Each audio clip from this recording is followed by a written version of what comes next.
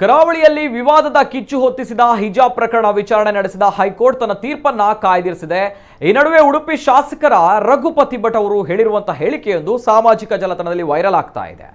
ಉಡುಪಿ ಜಿಲ್ಲೆಯ ಬಿಜೆಪಿ ಕಾರ್ಯಕ್ರಮವೊಂದರಲ್ಲಿ ಅವರು ಮಾತನಾಡಿದ್ದು, ಮುಸ್ಲಿಮರು ಶರಿಯತ್ ಕಾನೂನು ಒಪ್ಪುವುದಾದರೆ ಶರಿಯತ್ನಲ್ಲಿರುವುದನ್ನ ಎಲ್ಲವನ್ನೂ ಕೂಡ ಕಡ್ಡಾಯ ಮಾಡಿ.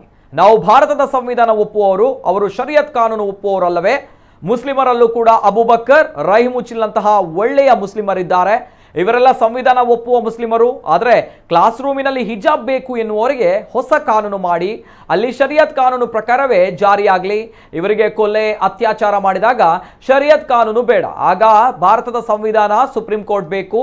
ಶಿವಮೊಗ್ಗದಲ್ಲಿ ಹತ್ಯೆಗೈದವರಿಗೆ ಸಾರ್ವಜನಿಕವಾಗಿ ಕಲ್ಲು ಹೊಡೆದು ಸಾಯಿಸುವಂತೆ ಅವಕಾಶ ಮಾಡಿಕೊಡಿ, ಆಗ ನಮಗೆ ಸಂತೋಷ.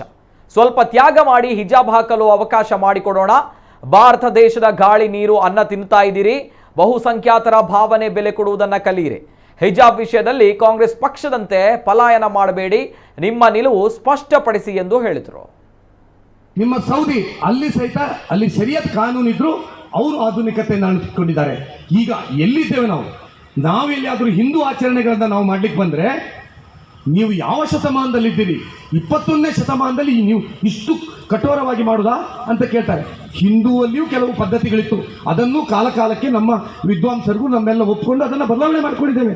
ಸತಿಸಾಗಮನ ಇತ್ತು, ಬಾಲ್ಯ ವಿವಾಹ ಇತ್ತು, ಇನ್ನು ತುಂಬ ಇತ್ತು, ಕೆಲವು ಅಸ್ಪೃಶ್ಯತೆ, ಅಸಮಾನತೆ ಇತ್ತು. ಯಾಕೆ ನೀವು ಇವತ್ತು ಶರಿಯತ್ ಕಾನೂನನ್ನು ಒಪ್ಪುದಾದ್ರೆ ನಾನು ಹೇಳಿದ ಹಾಗೆ ಶರಿಯತ್ ಕಾನೂನಲ್ಲಿ ಇರುವಂತಹದ್ದನ್ನ ಎಲ್ಲವನ್ನ ಮುಸ್ಲಿಮರಿಗೆ ಕಡ್ಡಾಯ ಮಾಡಿ, ಎಲ್ಲವನ್ನ. ನಾವು ಭಾರತದ ಸಂವಿಧಾನ ಒಪ್ಪುವರು, ಅವರು ಶರಿಯತ್ ಕಾನೂನನ್ನು ಒಪ್ಪುವರಲ್ವಾ? ಅವರಿಗೆ ಯಾರು ನಾನು ಹೇಳುವಂತಹದ್ದು ಒಳ್ಳೆ ಮುಸ್ಲಿಮರಿದ್ದಾರೆ. ನಮ್ಮ ಅಬೂಬಕರ್ ಅಂತವರು, ನಮ್ಮ ರಹೀಮುಚ್ಚಿಲ್ಲ ಅಂತವರು, ತುಂಬ ಒಳ್ಳೆಯವರಿದ್ದಾರೆ. ಅವರೆಲ್ಲ ನಮ್ಮ ಕಾನೂನಲ್ಲಿ ಒಪ್ಪುವರು. ಯಾರು ಹಿಜಾಬ್ ಬೇಕು ನಮಗೆ ಕಾಸೂರಲ್ಲಿ ಹೇಳುವಂಥವ್ರಿದ್ದಾರೆ, ಅವರಿಗೆ ಹೊಸ ಕಾನೂನನ್ನು ಮಾಡಿ ಅವ್ರು ಒಪ್ಕೊಳ್ಳಿ. ಅಲ್ಲಿ ಶರಿಯತ್ ಕಾನೂನಿನ ಪ್ರಕಾರವೇ ಎಲ್ಲ ಜಾಯತಾಗಿ. ಅಲ್ಲಿ ಎಷ್ಟು ಕಠಿಣ ಇದೆ ಶರಿಯತ್ ಕಾನೂನು ಪ್ರಕಾರ, ಎಷ್ಟು ಕಾನೂನು ಕುರಾನ್. ಇವರಿಗೆ ಕೊಲೆ ಮಾಡಿದಾಗ, ಅತ್ಯಾಚಾರ ಮಾಡಿದಾಗ, ಸಿಕ್ಕಿದ ಕಡೆ ಎಲ್ಲ ಕ್ರಿಮಿನಲ್ ಭಯೋತ್ಪಾದಕ ಚಟುವಟಿಕೆಗಳನ್ನು ಮಾಡುವಾಗ ಅವರಿಗೆ ಶರಿಯತ್ ಕಾನೂನು ಬೇಡ.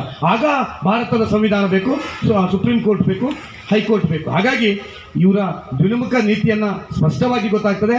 ನಾನು ಯಾರು ಮುಸಲ್ಮಾನರು ನಮ್ಮ ಕಾನೂನನ್ನು ಗೌರವಿಸಿ, ಹೈಕೋರ್ಟ್ ಆದೇಶವನ್ನು ಗೌರವಿಸಿ, ಮತ್ತು ಅದಕ್ಕಿಂತ ಮೊದಲೇ ಕಾಲೇಜಿನ ಶಿಸ್ತನ್ನು ಪಾಲಿಸಿ ಹಿಜಾಬ್ ತೆಗೆದು ಕ್ಲಾಸ್ ರೂಮಲ್ಲಿ ಬರ್ತಾರೆ, ಅವರನ್ನು ಅತ್ಯಂತ ಗೌರವಿಸ್ತೇನೆ. ಅವ್ರ ಬಗ್ಗೆ ಈ ಮಾತಾಡಿದ್ದಲ್ಲ ನಾನು. ಯಾರು ನೋಡಿ